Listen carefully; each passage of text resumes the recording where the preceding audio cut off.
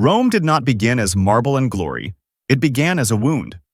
By the time Julius Caesar was born, around 100 BC, the Roman Republic was already cracked beneath its own weight. Senators plotted in shadows, generals gathered private armies, and ordinary citizens were pulled back and forth like a rope in a never-ending game of power. In the middle of this storm, a child was born into a famous name, but a fading house.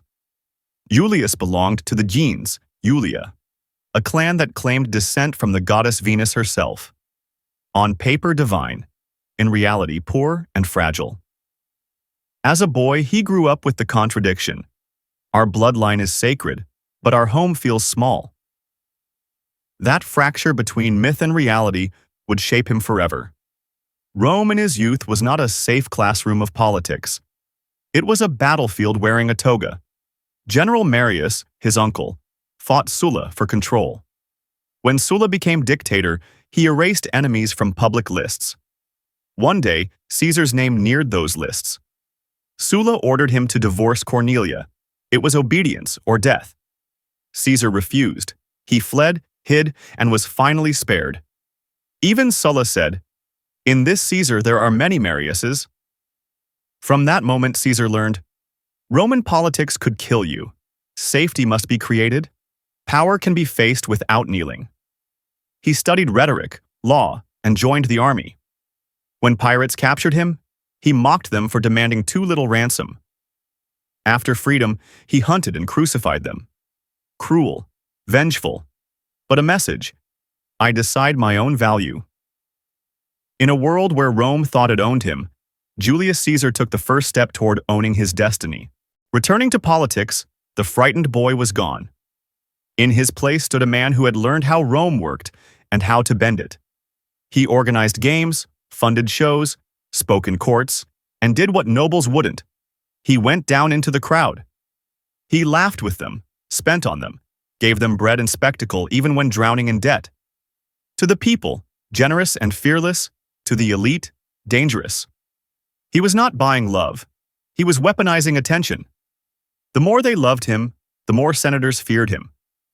He formed ties with Crassus, the money, and Pompey, the sword. By balancing both, he secured Gaul, his stage for greatness. In Gaul, he would gain wealth, loyalty, and stories so large Rome would never forget his name. Watching the chaos, Caesar's thought hardened. If the system is broken, I will not fix it. I will replace it.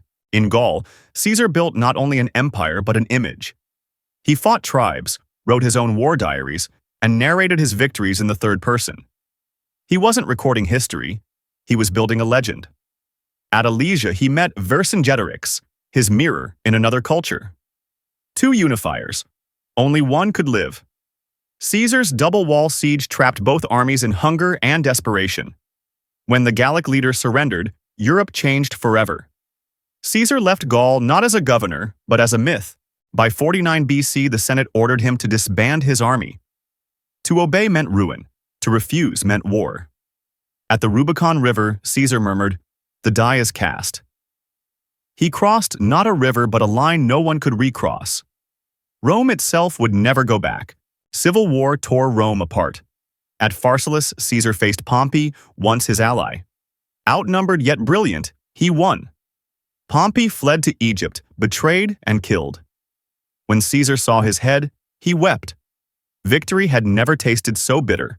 Back in Rome, Caesar reshaped everything: the calendar, the state, the laws. To many, he was a savior. To others, a king in disguise.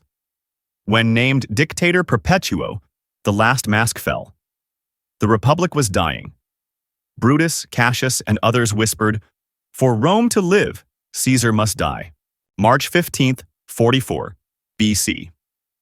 Caesar entered the Senate, unaware that history waited with knives. Surrounded, stabbed 23 times. When he saw Brutus, he whispered, "Et tu, Brute?" The man who ruled Rome fell at her feet.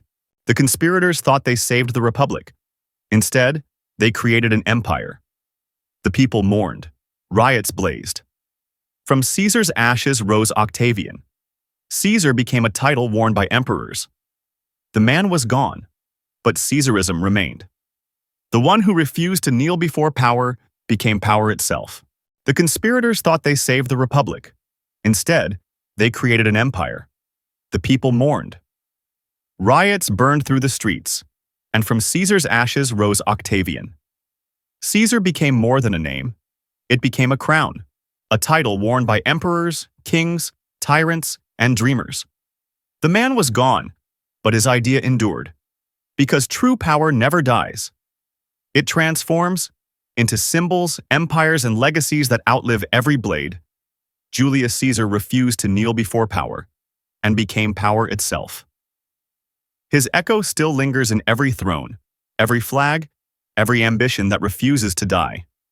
If you wish to journey deeper into the rise and fall of empires, don't just watch, be part of it. Like this video, subscribe to the Vault of Time and turn on notifications so you never miss the next story that built our world and the blueprints that will shape its future.